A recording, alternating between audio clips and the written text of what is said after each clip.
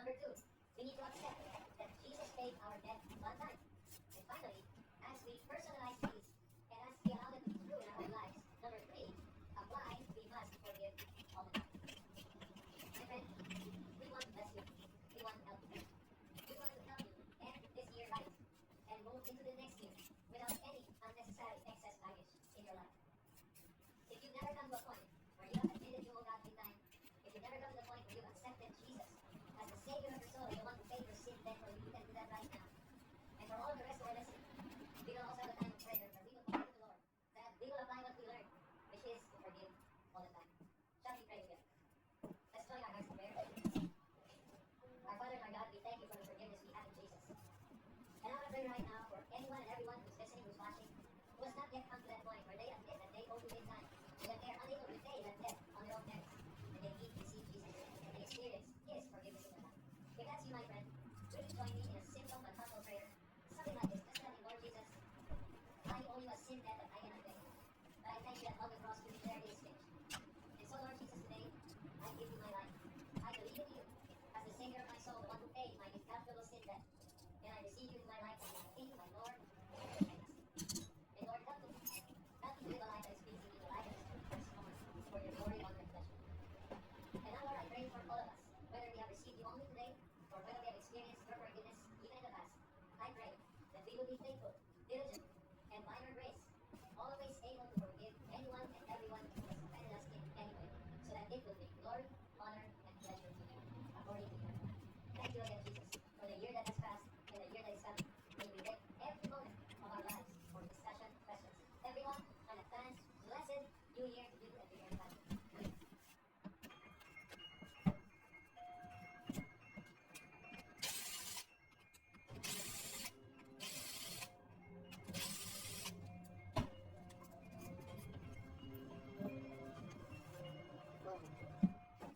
Blessed, Merry Christmas, all of you. From the bottom of my heart, from our family, from the leadership, may I greet you. A blessed, Merry Christmas. And advance Happy New Year. How have you been celebrating Christmas? Can you describe your neighbor? How have you been celebrating Christmas? Is it about shopping, gift giving, family time together, reunion, vacation? How should we really celebrate Christmas? Well, how you celebrate Christmas depends on your understanding of the significance of Christmas. The truth is, many of us are celebrating Christmas without focusing on the celebrant, Jesus Christ. If you ask me, Christmas is an amazing event. The meaning is wonderful. In fact, God gives us the most amazing opportunity every year to tell others about the meaning and significance of Christmas. Can I share with you? In one or two sentences, if you want to know how to describe Christmas, let me share with you Luke chapter 2, verse 10 to 11. How do you describe Christmas? Here it is. The angels said to them, "Rulers, the message of Christmas is good news. It's about Jesus. Notice what it says. Who is Jesus? A Savior. Next, Christ. Next title, the Lord. So what does it mean? Savior, Christ, and Lord. It is so important that you and I understand God's grace deals with our root problem. The root problem of humanity is sin. Somebody once said, our root problem is not poverty. Poverty is a byproduct of sin. Or some people say the root problem is education. Again, that is not the root problem. God sent us a Savior. Nothing wrong with education. But your problem is not a root problem. Sin. And sin leads to separation. And the most important gift that I have is to address the most important problem. What's your problem? Until you are aware that the problem is sin, there is something wrong with us. There is something wrong in our heart. And we need a Savior to change our heart. We need a Savior for the forgiveness of our sin. And that is what Christmas is all about. Christmas is God's grace displayed in Jesus. He sent us the Savior. Next title of Jesus, Christ. What does it mean? This has to do with the anointed one, the Messiah. So Christ is not just our Savior, He is the anointed King, the chosen Messiah. That means Jesus Christ was foretold. The coming of Christ was foretold in the Old Testament. It is fulfillment of the prophecy that the Messiah will come. And Jesus is the promised Messiah, Christ, none other than the Son of God. And what's the very title of Jesus? He is called Lord. Now that word Lord is an amazing word. That is the same word used to translate the Jesus. The very name of God, Lord, is the name of the Spirit. That is the very item of describing Yahweh. If you see your Bible, it's capitalized L, capital O, capital R, capital D in the Old Testament. In the New Testament, it is transcribed as Lord, King. So Jesus is God's grace displayed. Why? Because God knows our values. He loves us. You cannot discuss the significance of Christmas without discussing the second coming of Jesus. Why? Because the first coming of Jesus has over 300 prophecies. However, the second coming of Jesus has more prophecies. In fact, one scholar said, for every prophecy about the first coming of Jesus, you have 8 prophecies about the second coming of Jesus. So to understand the significance of Christmas, you have to connect with the second coming of Jesus. And the second coming of Jesus is described as the wedding feast. It's called the marriage supper of the Lamb. You know this? Christmas, birthday celebration. The second coming, the wedding celebration. This is the Bible. Prove how this wedding for most people. Birthday celebration is a wedding celebration. Look at Revelation. Revelation chapter 19 tells us, hallelujah! Praise the Lord! The Lord our God, the Almighty, reigns. This is the reality that God is sovereign. And history is going to head toward the culmination of the second coming of Christ. First coming, second coming. Let us rejoice and be glad and give the glory to Him. What is the spirit of the second coming? It's also joy. Let us rejoice. Let us be glad. Notice, for the marriage of the Lamb has come, and His bride has made herself ready. This imagery, this picture of the coming of Christ, about the wedding supper of the Lamb, is a picture of Jesus as the bridegroom and the church as the bride. It is amazing reunion, amazing togetherness that will happen in the end of times. Then He said to me, right, blessed are those who are invited to the marriage supper of the Lamb. And He said, these are true words of God. You see, history will end. Our history will end in the marriage supper of the Lamb, in the wedding feast. And you will see a parallel picture of God's grace displayed. Christmas is God's grace displayed. The wedding feast is also God's grace displayed. How do you describe God's grace displayed in Christmas and the second coming, the wedding part? The first word I want you to remember is initiated. It is initiated by God. The grace of God is always from Him. God initiates. Second is the word inclusive. Why? God's grace is for the rich and the poor. It's for all. And thirdly, God's grace is in Christ. That's the key to understanding God's grace displayed. Let me read for you the Christmas story too. In Luke chapter 2, let's begin. In the same region, there were some shepherds sent out in the field and keeping watch over their flock by night. And an angel of the Lord suddenly stood before them, and the glory of the Lord shone around them, and they were very disheartened. The angel said, do not be afraid. Behold, I bring you good news of great joy, which will be for all the people. What do you notice? Look at the first sentence of Luke chapter 2, verse 10. The angel said, do not be afraid. I bring you good news. You see, Christmas is initiated by God. God was never forced to give us His Son. It is something willingly, voluntarily taught us by God. So the Bible tells us, it is from the angel, it is from God. Do not be afraid. This Christmas message is very appropriate today. Because today, many of us are afraid. Today, people are fearful. Like what? What are you afraid? For many, they are afraid of the future. What will happen? They are afraid of their work, their career. They are afraid of their financial security. What's going to happen to my job? They are afraid of their health. They are afraid of their loved ones. They may die. So there's a lot of anxiety. The secret of overcoming anxiety is to know the heart of God. You see, Christmas is God's grace displayed. What do I mean? You know, this is the first command. Do not be afraid. The only way to overcome fear is not to deny it. It's not to pretend it doesn't exist. But to replace that fear with good news, you must understand. God is under no obligation. God willingly, volitionally, He invented. Listen, God sent forth His Son. The Bible is so clear. Galatians chapter 4, verses 4 and 5. When the fullness of time came, God sent forth His Son, born of a woman, born under the law, that He might redeem those who were under the law, that we might receive adoption as sons. You know the grammar? When the fullness of time came. Meaning, God has been planning Christmas even before the creation of the world. God thought of this long time ago. But at the right time, God sent forth His Son, born of a woman. That's prophesied in the book of Genesis. Born under the law. For what purpose? To redeem us. As somebody once said, Christmas is really the Son of God becoming the Son of Man, so that we, sons of men, might become children of God. That is the amazing truth about Christmas. Think about it. God's grace displayed. God loves you. If you're insecure, if you're worried about the future, it is God's grace saying, God's grace in action. No one before God. Before God. That's why He really did it. Jesus Christ really did it. The background of the story begins with the reality that the first announcement, initiated by God when the angels were given, it was given to shepherds. Why shepherds? Because the Lord's God, in the time we live, is not the Lord's God. It is slightly higher than the people with leprosy. In fact, shepherds are not allowed as witness in court. Shepherds are considered outcasts. Because they keep them. Matthew 20, verse 1 and 2. Remember last week, our brother Mike discussed the parable found in Matthew 21. After the parable of the vineyard, Jesus talks about This is the last week of Jesus on earth. And he's now telling his disciples, how do you get ready to enter the kingdom of heaven? And here's the story. Matthew 22, verse 1. Jesus talking again in parable, saying, notice the kingdom of heaven, and it compared to the king who gave the wedding feast of his son. He sent out his slaves to call those who had invited the wedding feast, and they were unwilling to come. Here I want to observe the same principle. It is the king who initiated the wedding feast. It is the king who initiated the invitation. Remember, God's grace is great. God initiates. He sent out invitation. Invited many people to come. What's so amazing? Some were unwilling to come. Again, he sent out other slaves saying, tell those who have been invited, behold, I have prepared my dinner. My oxen and my fattened livestock are all butchered, and everything is ready. Come to the wedding feast. Now, you have to understand the culture in the time of Christ. Invitations are usually repeated. You have the first invitation for head count. You have the second invitation. Between the first and the second, it is because you have to prepare. They don't have a refrigerator. You have to kill the goats, the sheep, the chicken, and the cow. Lots of preparation. However, one thing is sure. There will be a second invitation. To say, it's now ready. Come. And that's exactly what happened.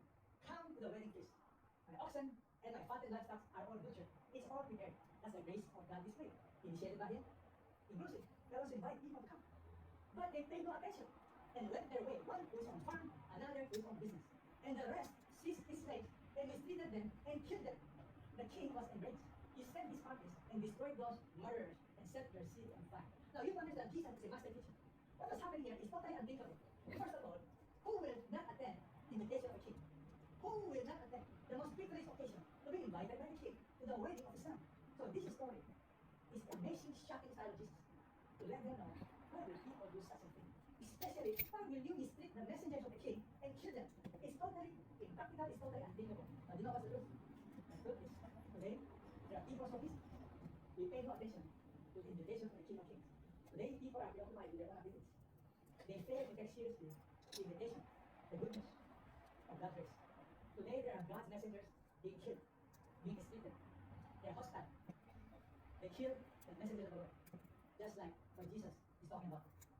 The wedding feast of the king's son is so important. It's a joyous occasion. It's most honorable. Therefore, the response is laughable, unreal, stupid, unthinkable. They turn down the king's invitation. You wanted them to sit down and you wanted them to so preoccupied with the Lord. This month, Christ is unthinkable for people to reject and cast. Then he said to his slaves, the wedding is ready, but those who are invited were not worthy. Go therefore to the main highways, as many as you find there, invite to the wedding feast. Those slaves went out into the streets, gathered together all they found, both evil and good, and the wedding hall was filled with dinner guests. This is God's grace displayed. Notice the verb, go, invite as many people as you find. Notice, even the undeserving, even those who are not invited, invite them. You see, God's grace, it's not only seen, it's inclusive for the rest of the poor. Well, the immediate context is referring to the Jews who turned down the offer of God. But the application is still the same. There are people today who have heard the invitation of God, but for whatever reason, they are indifferent, or worse of all, they are hostile. And God is saying, you go, invite as many as you can. And that's what the Bible says. And they found both evil and good, and they invited them to the wedding feast. That is the heart of the gospel. It is initiated by God. It is inclusive by the King. It is in Christ. What does that mean? Look at Matthew 22. When the king came to look over the dinner guests, he saw a man there who was not dressed in wedding clothes. And he said to him, friend, how did you come in here without wedding clothes? And the man was speechless. The king said to the servants, bind him, hand and foot, throw him into the outer darkness. In that place there will be weeping and gnashing of teeth. Many are called, few are chosen. What in the world does that mean? If you look at the context of this story, you will not fully appreciate this until you know the culture of the time of Jesus. What does it mean? He saw a man that was not dressed in wedding clothes. You may be surprised. How come the one that was not wearing the proper clothes was kicked out of the banquet? Why so serious? Unlike today, when you go to a wedding, you take care of your own wedding clothes. In the time of Jesus, it is the host. The host will prepare the wedding robes so that you will be dressed appropriately. Assuming you don't have the right clothing, the host will provide the wedding clothes. Everything is provided for. There is no excuse not to receive the clothes prepared by the host. Praise God, that's grace. Secondly, the clothes is very meaningful. It is symbolic of our righteousness in Christ. It's a metaphor. It's symbolic of what happens when you come to Christ. You put on the righteousness of Christ. You put off your old way of life. You see, grace is never to be treated lightly.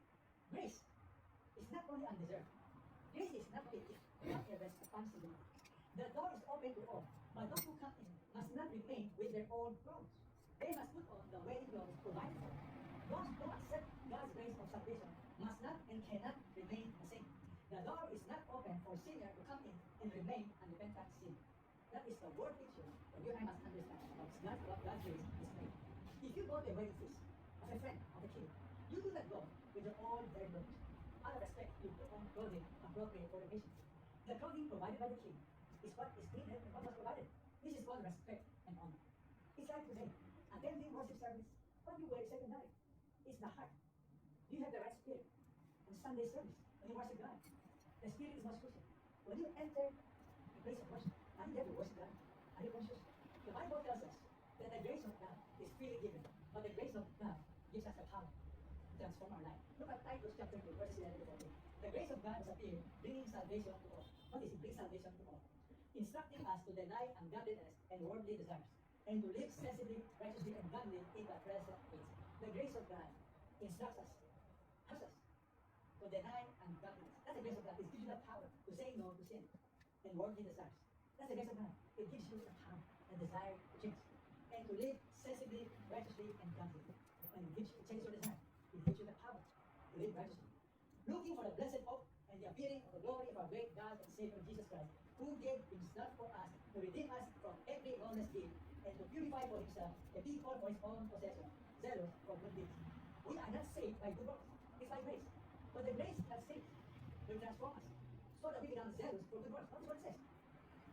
And to purify himself a people for his own possession, zealous for good deeds. This is the mark of somebody the grace of God. That person understood, he understands his sinfulness. He understands the grace of God, how he's been forgiven. And because he understands God's grace, completely forgiven, he now has a desire to live sensibly, to honor God, to do good works. In fact, 1 Corinthians chapter 3 tells us that the logical foundation of this. By his doing, by God's doing, you are in Christ Jesus. Notice, by his doing, by God's doing, you are now in Christ Jesus. God's grace is in Jesus. Who became to us wisdom from God, righteousness, sanctification, and redemption. If you have Christ, what do you have? Righteousness. What do you have? Sanctification. This is clearly said. Sabi ko, you're faithful with this, you will serve 5 more cities. Buhay lang. Pinapadali ka sa libre. Tayo, dahil tayo bahagi na tayo ng Diyos. Yung pasensya ng Diyos na iintay tayo ng nararamdaman natin. Release natin pa tayo nararamdaman natin. Mga kapatid, sabi ko tapos, makita natin ang pagdoon. Kapatid natin, kapatid natin, kung yung pasensya ng Diyos. Nakita niya ho at ang pumasa ng sasalat ng Diyos sa Jesus Cristo. At naman, ngayon, kasama siya sa kumakaamit na gabing ng Diyos na nakapaglilikod siya para sa Panginoon. Pakinggan mo natin. I grew up not knowing Jesus in a personal way.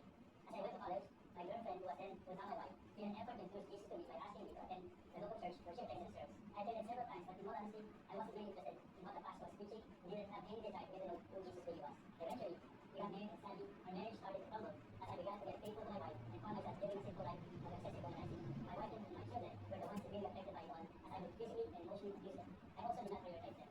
Despite these dark times, my wife continued on to pray for me and made numerous efforts to take me and our children to church. She would regularly encourage me and insist for us to go to church, but I would always decline because I wasn't interested. I vividly remember one of the very few times I came to know. We arrived in the middle of the Sunday service when the pastor was preaching. As he sat thinking away from me, I opened up our snack bag and would open up a bag of chips and started eating. To make things worse, I would ask my son to get up from the seat and go behind me and give me a shoulder massage. All this was happening while the pastor graciously looked at me and continued on preaching. In 2004, I met Paul Franchi, who introduced me to his father-in-law, Nelson Lee. Nelson would regularly visit and invite me for coffee and gently share the gospel with me. I clearly recall the day he invited me to what looked like his small room at CCM St. Francis. I wanted to leave and excuse myself to go to the restroom and never again return. It would be years later when Nelson would once again reach out to me and invite me to CCM Center's anniversary service held at the Netherlands City. Feeling embarrassed for running off in our last meeting, I accepted his invitation to attend and even brought along my wife. In 2008, at the height of my sinful life, my wife asked me to attend CCM Campus Retreat in Baguio. My arrogant and boastful attitude was quick to look down on the organizers of the retreat. I mocked all great speakers, and in my mind was simply wasting the time. But as I heard the message of forgiveness and how Jesus died to pay for our sins, something started to slowly happen. I began to reflect on my life and how Jesus died for my sins and paid the penalty. I praise God. He had placed in my heart in that afternoon the desire to know Him, and eventually I surrendered my life to Him. God had placed in my heart an unquenchable desire to sincerely know Him. God gave opportunities to restore my relationship with my loving and faithful wife. But also by His grace, slowly restored my relationship with each of my children. It has been nearly 42 years since I had that encounter with Jesus, which has transformed my life in ways that I could not imagine. He has called me to serve here in various leadership capacities with the CCM, and recently God has given me the opportunity to be a corporate shepherd to share the gospel and direct the team members' hearts to Jesus. married couples. As I look back at my life, God has been truly faithful even during the times I wasn't faithful. He continued to pursue me even when I was running away from Him. Indeed, God has shown in me and through my life great and unimaginable things He can do when we stop running away from Him and rejecting Him. My name is Chris Torres. Once was lost, but now I am found by the pursuing and faithful love of our Lord Jesus Christ. To Him be all the glory, honor, and praise. Praise God sa buhay natin kapatid sa Chris. Ano na yan, napakabuti ng Diyos, napakapagpapagpili ng Diyos. At salamat sa Panginoon wala tayong pag-asa. Kung tayo na talaga sa ating tanong, we have to rely fully on Jesus. And we have to, again, experience ang ani talaga gamitin natin ito in serving Him all the time. Mga kapatid, ikaw lang din na nakakalam ang totoong kakatayuan. Talaga bang si Jesus tinanggap ka ng buhay mo? Talaga yung best days ng Diyos na nagpasay ka sa atin? Talaga siya ang nagpapasay ng Jesus? Siya ang nagpapasay ng buhay ko? Siya yung cornerstone ng buhay? Siya yung cornerstone ng buhay ko? At dahil doon, ito hindi lang naging para makapagpilit ko lang sa iyo ng Diyos. Tayo ng hari. Diyos na ang mga Diyos. Kaya mga kapatid, kung si Jesus Christ ay hindi mo pa tinatanggap, huwag mo nang itain ang bukas. Dahil ang bukas, bakit hindi nalagay sa'yo? Kaya ang mga nasa akin kasi, sana ang pinakamatinding regalo na makabahagi ang ulit sa Scarlet Cruz. Ma-recognize mo yung pagmamahal ng Diyos kaya siya nagkaroon ng tuwing Pasko. So maintindihan mo na siya lang ang ating aasahan na binibigyan ng pagkakataon na mabuhay para sa kanyang pagpapalagyan. Bilang katimpala na makabahagi sa kanyang tayo. Ay mula kayo mo parang ulit. Kapatid, ikaw na nakakaalaw. Ikaw ang ating Jesus sa buhay. Malalaman mo yan, ilan na lang ang iyong attitude pagdating mo sa pasensya. Malalaman mo yan sa iyong attitude, sa iyong pagiging mo sa tao, hindi nakakaangga at talaga nakasagdal sa cornerstone ni Jesus Christ. Malalaman Ako yan ay kinabubuhay. Talaga para bilang sa parang pinasiyahan na dito sa Diyos. Then I want to reward. It's an opportunity, it's a privilege to serve the Lord. Kung yan ay hindi patulong sa'yo, baka hindi mo pala tanggap ang hari sa Jesus Cristo. Sabi naman yan, wala Pasko. Hindi mo siya nagawin. Sabi ng Panginoon sa Cristo, patawarin mo. Ilang Pasko na ang dumaan. Ilang mo inaalala ang mga bagay-bagay sa buhay ko sa aking kagayon, ang aking hanapin, at tunay ay pagtingan sa aking puso. Panginoon, salamat na kayo kayo para invest ka. Pinupad ninyo ang mga nakalagay sa kasulatan. At dahil ka na ang aking kayo, at dahil ang buhay kayo muli, kaya naman kayo ang aming pinaasahan, kayo ang aming Panginoon Diyos sa iyong buhay, kaya wala kayo Panginoon, susunod ng buhay siya. At kayo lang mga pagkikulang sa inyong puso, kaya kaya namin ito sa ganitipala, kaya wala kayo sa panigilan sa inyong kaya. Panginoon sa Kristo ko na yan po. Salamat po sa mga buhay kong gagawin sa amin, sa inyong pagkikulang, lahat na papuri at pasapak sa kaya ng Jesus. Amen.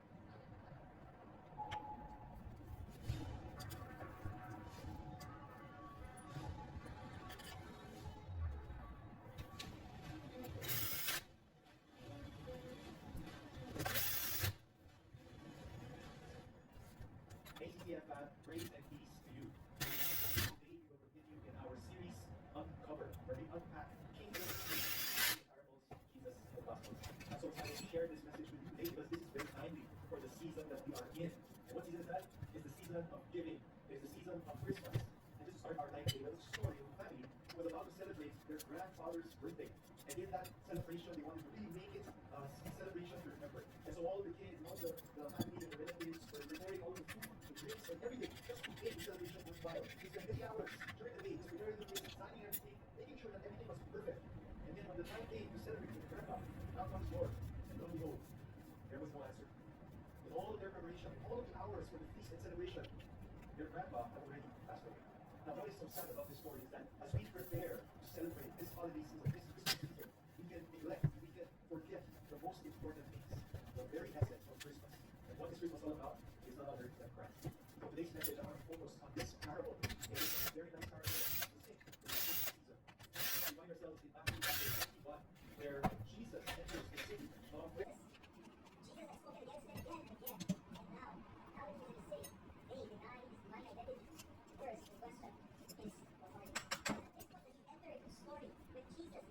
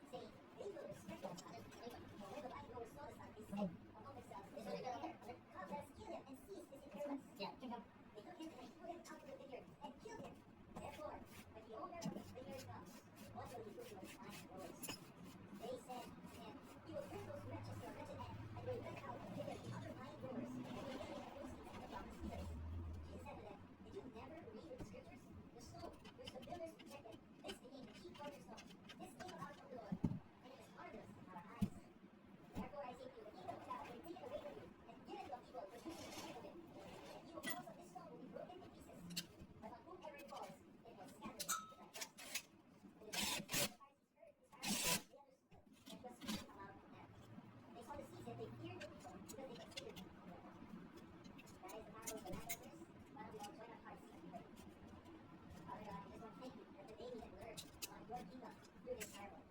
O Lord, we ask for your wisdom and understanding to be able to see and apply the very principles that you have put into this message. O Lord, I pray that you override my words that I have prepared for today, and that you would speak to me and to your people here. That today you would recognize that indeed Jesus Christ has come. It is our choice for the news. For your sake, Lord, I pray that you will in our hearts and in our lives today, that we will indeed receive you. May you now add blessing to the reading of your word to make this time. In Jesus' name we pray. Everyone said, Amen. Now for this parable today, I have categorized it into three segments. 3 R's, if you will, so that it's easy to remember. The first part is to recognize. Everyone say recognize. The second part is rely. And the third R is to read. As I go through this parable, I will explain to you. I'm going to tell you what we need to recognize, what we need to rely on, and how we are to yeah. Stay faithful to find out what they are. Now, let's break it down. This parable that I wrote, there are a few subjects here that you can understand to clarify the meaning. The first one is that there is an owner. As we have learned last week, God is the owner of everything. God, He creates a vineyard. This vineyard represents God's kingdom. The thing that God builds, the thing that God is cultivating. The third aspect would be the microverse, which in this parable speaks of Israel, and out center, the religious leaders, the Pharisees, scribes. They were getting to know what they do in God's kingdom, the vineyard. The slaves are there as the prophets and the messengers of God. Then, the final subject would be the Son, who represents Jesus Christ. Now that we have our cast of markers, let's begin and study the parable in detail. Verse 38, he says, listen to another parable. Again, this follows the parable of the 2 sons, where Jesus makes the contrast between the first, who obeyed the Father ultimately, and the second, who said he would, but he disobeyed the Father. Then he reiterates and builds upon that with another parable.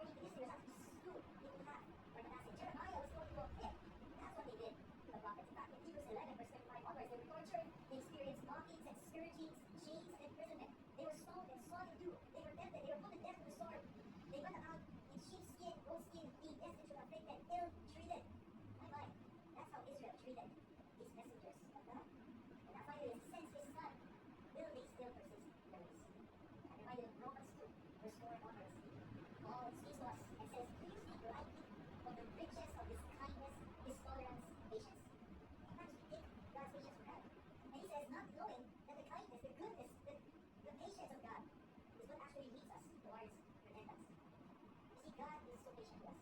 But verse 5 says, but because of